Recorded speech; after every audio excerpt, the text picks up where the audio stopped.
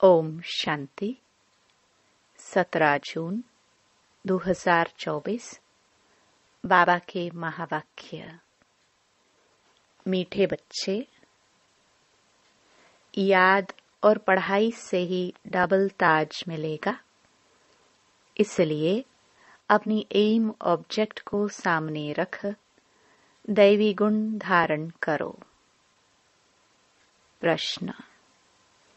विश्व रचयिता बाप, तुम बच्चों की कौन सी खिदमत सेवा करते हैं?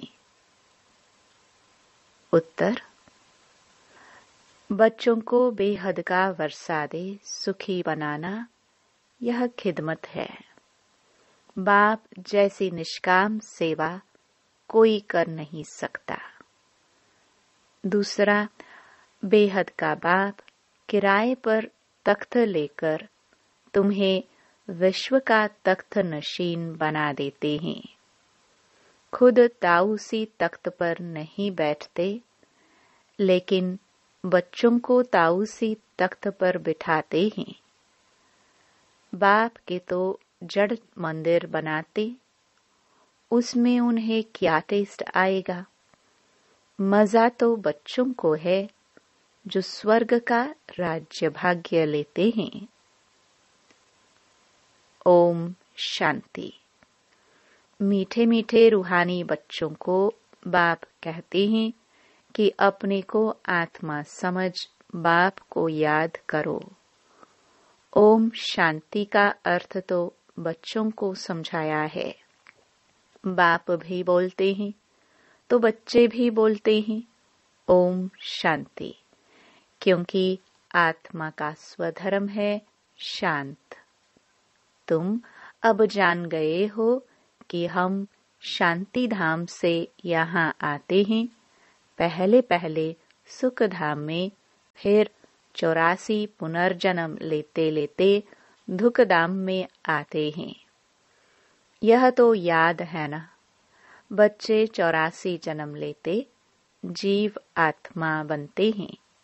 बाप जीव आत्मा नहीं बनते हैं। कहते हैं मैं टेम्पररी इनका आधार लेता हूँ। नहीं तो पढ़ाएंगे कैसे? बच्चों को घड़ी घड़ी कैसे कहेंगे कि मन मना भव? अपनी राजाई को याद करो। इसको कहा जाता है सेकंड में विश्व की राजाई। बेहद का बाप है ना, तो जरूर बेहद की खुशी, बेहद का वर्षा ही देंगे। बाप बहुत सहज रास्ता बताते हैं। कहते हैं अब इस दुखधाम को बुद्धि से निकाल दो। जो नई दुनिया स्वर्ग स्थापन कर रहे हैं, उनका मालिक बनने लिए मुझे याद करो तो तुम्हारे पाप कट जाए। तुम फिर से सतो प्रधान बन जाएंगे। उसको कहा जाता है सहज याद। जैसे बच्चे लौकिक बाप को कितना सहज याद करते हैं, वैसे तुम बच्चों को बेहद के बाप को याद करना है। बाप ही दुख से निकाल सुखधाम में ले जाते हैं। वहां दुख का नाम निशान नहीं। बहुत सहज बात कहते हैं, अपने शांति धाम को याद करो। जो बाप का घर वह तुम्हारा घर है, और नई दुनिया को याद करो, वह तुम्हारी राजधानी है। बाप तुम बच्चों की कितनी निष्काम सेवा करते हैं। तुम बच्चों को सुखी कर फिर वानप्रस्थ परम धाम में बैठ जाते हैं। तुम भी परम धाम के वासी हो। उसको निर्वाण धाम वानप्रस्थ भी कहा जाता है। बाप आते हैं बच्चों की खिदमत करने, अर्थात वर्षा देने। यह खुद भी बाप से वर्षा लेते हैं। शिव बाबा तो है ऊंच ते ऊंच भगवान। शिव के मंदिर भी हैं। उनका कोई बाप व टीचर नहीं है। सारे सृष्टि के आदि मध्य अंत का ज्ञान उनके पास है। कहाँ से आया? क्या कोई वेद शास्त्र आदि पढ़े? नहीं, बाप तो है ज्ञान का सागर, सुख का सागर। बाप की महिमा और दैवी गुणों वाले मनुष्यों की महिमा में फर्क है। तुम दैवी गुण धारण कर यह देवता बनते हो। पहले आसुरी गुण थे। असुर से देवता बनाना यह तो बाप का ही काम है। एम ऑब्जेक्ट भी तुम्हारे सामने है। जरूर ऐसे श्रेष्ठ कर्म किए होंगे। कर्म, अकर्म, विकर्म की गति अथवा हर बात समझाने में 1 सेकंड लगता है। बाप कहते हैं, मीठे मीठे बच्चों को पाठ बजाना ही है। यह पाठ तुमको अनादि अविनाशी मिला हुआ है। तुम कितना वारी सुख दुख के खेल में आए हो। कितना बार तुम विश्व के मालिक बने हो। बाप कितना ऊंच बनाते हैं। परमात्मा जो सुप्रीम सोल है वह भी इतना छोटा है। वह बाप ज्ञान का सागर है, तो आत्माओं को भी आप समान बनाते हैं। तुम प्रेम के सागर, सुख के सागर बनते हो। देवताओं का आपस में कितना प्रेम है। अभी झगड़ा नहीं होता, तो बाप आकर तुम्हें आप समान बनाते हैं। और कोई ऐसा बना ना सके। खेल स्थूल वतन में होता है। पहले आदि सनातन देवी देवता धर्म, फिर इस्लामी, बौद्धि आदि नंबरवार इस मांडवे में व नाटकशाला में आते हैं। 84 जन्म तुम लेते हो। गायन भी है, आत्माएं परमात्मा अलग रहे। बाप कहते हैं, मीठे मीठे बच्चों, पहले पहले विश्व में पाठ बजाने तुम आए हो। मैं तो थोड़े समय के लिए इनमें प्रवेश करता हूँ। यह तो पुरानी जुत्ती है। पुरुष की एक स्त्री मर जाती है तो कहते हैं पुरानी जुत्ती गई, अब फिर नई लेते हैं। यह भी पुराना तन है ना। 84 जन्मों का चक्कर लगाया है। तत्वम, तो मैं आकर इस रथ का आधार लेता हूँ। पावन दुनिया में तो कभी मैं आता ही नहीं हूँ। तुम पतित हो, मुझे बुलाते हो कि आकर पावन बनाओ। आखिरीन तुम्हारी याद फलीभूत होगी ना। जब पुरानी दुनिया खत्म होने का समय होता है तब मैं आता हूँ। ब्रह्मा द्वारा स्थापना। ब्रह्मा द्वारा अर्थात ब्राह्मणों द्वारा। पहले छोटी ब्राह्मण, फिर क्षत्रिय। तो बाजोली खेलते हो। अब देह अभिमान छोड़ देही अभिमानी बनना है। तुम 84 जन्म लेते हो। मैं तो एक ही बार सिर्फ इस तन का लोन लेता हूँ, किराए पर लेता हूँ। हम इस मकान के मालिक नहीं हैं। इनको तो फिर भी हम छोड़ देंगे। किराए तो देना पड़ता है ना। बाप भी कहते हैं, मैं मकान का किराए देता हूँ। बेहद का बाप है, कुछ तो किराए देते होंगे ना। यह तख्त लेते हैं तुमको समझाने लिए। ऐसा समझाते हैं जो तुम भी विश्व के तख्त नशीन बन जाते हो। खुद कहते हैं, मैं नहीं बनता हूँ। तख्त नशीन अर्थात ताऊसी तख्त पर बिठाते हैं। शिव बाबा की याद में ही सोमनाथ का मंदिर बनाया है। बाप कहते हैं, इसमें मुझे क्या टेस्ट आएगी। जड़ पुतला रख देते हैं। मजा तो तुम बच्चों को स्वर्ग में है, मैं तो स्वर्ग में आता ही नहीं हूँ। फिर भक्ति मार्ग जब शुरू होता है तो यह मंदिर आदि बनाने में कितना खर्चा किया, फिर भी चोर लूट ले गए। रावण के राज्य में तुम्हारा धन दौलत आदि सब खलास हो जाता है। अभी वह ताऊसी तख्त हैं। बाप कहते हैं जो हमारा मंदिर बनाया हुआ था वह मोहम्मद गजनवी आकर लूट ले गए।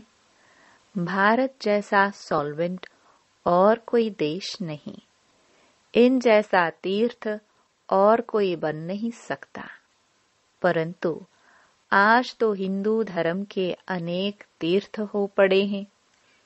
वास्तव में बाप जो सर्व की सद्गति करते हैं, तीर्थ तो उनका होना चाहिए। यह भी ड्रामा बना हुआ है, समझने में बहुत सहज है, परंतु नंबरवार ही समझते हैं, क्योंकि राजधानी स्थापन हो रही है। स्वर्ग के मालिक यह लक्ष्मी नारायण है। यह है उत्तम से उत्तम पुरुष, जिनको फिर देवता कहा जाता है। दैवी गुण वाले को देवता कहा जाता है। यह ऊंच देवता धर्म वाले प्रवृत्ति मार्ग के थे। उस समय तुम्हारा ही प्रवृत्ति मार्ग रहता है। बाप ने तुमको डबल ताजधारी बनाया। रावण ने फिर दोनों ही ताज उतार दिए।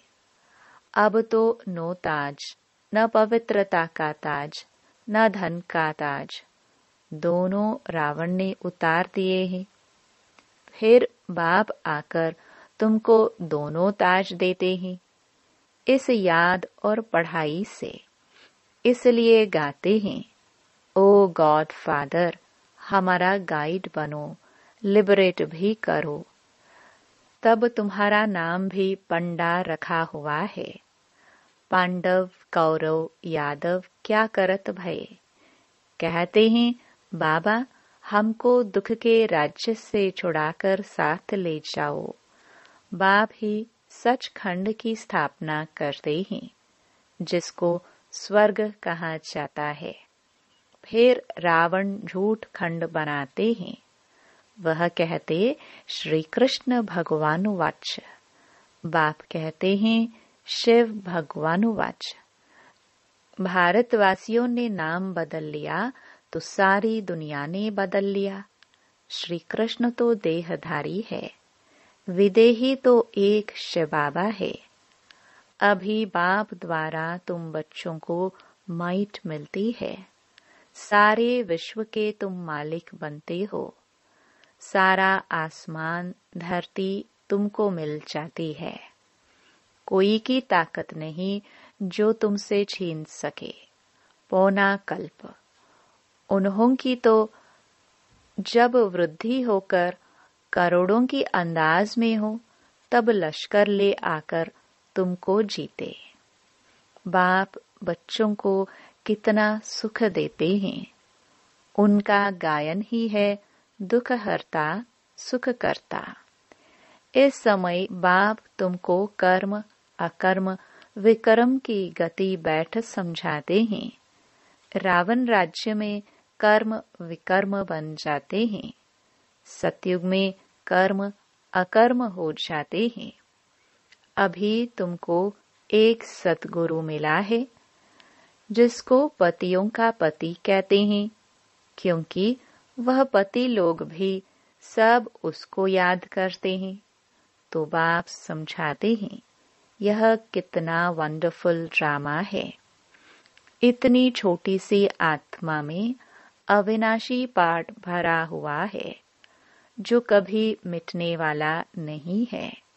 इनको अनादि अविनाशी ड्रामा कहा जाता है। God is one. रचना अथवा सीढ़ी और चक्र सब एक ही है। न कोई रचता को न रचना को जानते। ऋषि मुनि भी कह देते हम नहीं जानते। अभी तुम संगम पर बैठे हो, तुम्हारी माया के साथ युद्ध है, वह छोड़ती नहीं है। बच्चे कहते हैं, बाबा माया का थप्पड़ लग गया। बाबा कहते हैं, बच्चे की कमाई चट कर दी। तुम्हें भगवान पढ़ाते हैं तो अच्छी रीति पढ़ना चाहिए। ऐसी पढ़ाई तो फिर 5000 वर्ष बाद मिलेगी। अच्छा, मीठे मीठे सिखिलदे बच्चों प्रति माता पिता बाप दादा का याद प्यार और गुड मॉर्निंग। रूहानी बाप की रूहानी बच्चों को नमस्ते। धारणा के लिए मुख्य सार। पहला, इस दुखधाम से बुद्धि योग निकाल नई दुनिया स्थापन करने वाले बाप को याद करना है। सतो प्रधान बनना है। दूसरा, बाप समान प्रेम का सागर, शांति और सुख का सागर बनना है। कर्म, अकर्म और विकर्म की गति को जान सदा श्रेष्ठ कर्म करने हैं। वरदान, सदा उमंग उत्साह में रह मन से खुशी के गीत गाने वाले अविनाशी खुश नसीब भव। आप खुशनसीब बच्चे अविनाशी विधि से अविनाशी सिद्धियां प्राप्त करते हो।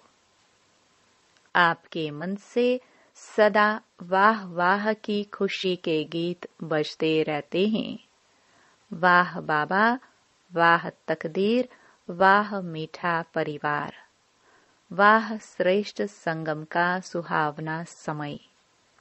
हर कर्म वाह वाह है, इसलिए आप अविनाशी खुशनसीब हो।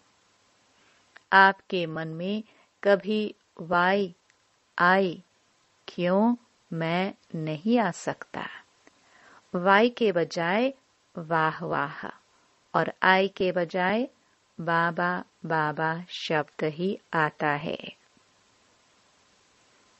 स्लोगन, जो संकल्प करते हो उसे अविनाशी गवर्नमेंट की स्टैंप लगा दो तो अटल रहेंगे। मातेश्वरी जी के मधुर महावाक्य। जीवन की आश पूर्ण होने का सुहावना समय। हम सभी आत्माओं की बहुत समय से यह आश थी कि जीवन में सदा सुख शांति मिले। अब बहुत जन्मों की आशा कब तो पूर्ण होगी। अब यह है हमारा अंतिम जन्म। उस अंत के जन्म के भी अंत है। ऐसा कोई नहीं समझे मैं तो अभी छोटा हूँ। छोटे बड़े को सुख तो चाहिए ना, परंतु दुख किस चीज से मिलता है उसका भी पहले ज्ञान चाहिए। अब तुमको नॉलेज मिली है कि इन 5 विकारों में फंसने कारण यह जो कर्म बंधन बना हुआ है उनको परमात्मा की याद अग्नि से भस्म करना है। यह है कर्म बंधन से छूटने का सहज उपाय। इस सर्वशक्तिवान बाबा को चलते फिरते श्वासों श्वास याद करो। अब यह उपाय बताने की सहायता खुद परमात्मा आकर करता है, परंतु इसमें पुरुषार्थ तो हर एक आत्मा को करना है। परमात्मा तो बाप टीचर गुरु रूप में आए हमें वर्षा देते हैं, तो पहले उस बाप का हो जाना है, फिर टीचर से पढ़ना है, जिस पढ़ाई से भविष्य जन्म जन्मांतर सुख की प्रालब्ध बनेगी। अर्थात जीवन मुक्ति पद में पुरुषार्थ अनुसार मर्तबा मिलता है। अगर गुरु रूप में पवित्र बनाए मुक्ति देता है तो इस राज को समझ ऐसा पुरुषार्थ करना है। यही टाइम है पुराना खाता खत्म कर नई जीवन बनाने का। इसी समय जितना पुरुषार्थ कर अपनी आत्मा को पवित्र बनाएंगे उतना ही शुद्ध रिकॉर्ड भरेंगे। फिर सारा कल्प चलेगा तो सारे कल्प का मदार इस समय की कमाई पर है। देखो, इस समय ही तुम्हें आदि मध्य अंत का ज्ञान मिलता है। हमको सुदेवता बनना है और अपनी चढ़ती कला है, फिर वहां जाके प्रारब्ध भोगेंगे। वहां देवताओं को बाद का पता नहीं पड़ता कि हम गिरेंगे। अगर यह पता होता कि सुख भोगना फिर गिरना है तो गिरने की चिंता में सुख भी भोग नहीं सकेंगे। तो यह ईश्वरीय कायदा रचा हुआ है कि मनुष्य सदा चढ़ने का पुरुषार्थ करता है, अर्थात सुख के लिए कमाई करता है। परंतु ड्रामा में आधा आधा पार्ट बना पड़ा है जिस राज को हम जानते हैं, परंतु जिस समय सुख की बारी है तो पुरुषार्थ कर सुख लेना है। यह है पुरुषार्थ की खूबी। एक्टर का काम है एक्ट करने समय संपूर्ण खूबी से पाठ बजाना, जो देखने वाले हियर हियर वाह वाह करे। इसलिए हीरो हीरोइन का पाठ देवताओं को मिला है, जिन्हों का यादगार चित्र गाया और पूजा जाता है। निर्विकारी प्रवृत्ति में रह कमल फूल अवस्था बनाना, यही देवताओं की खूबी है। इस खूबी को भूलने से ही भारत की ऐसी दुर्दशा हुई है। अब फिर से ऐसी जीवन बनाने वाला खुद परमात्मा आया है। अब उनका हाथ पकड़ने से जीवन नैया पार होगी। अच्छा, ओम शांति।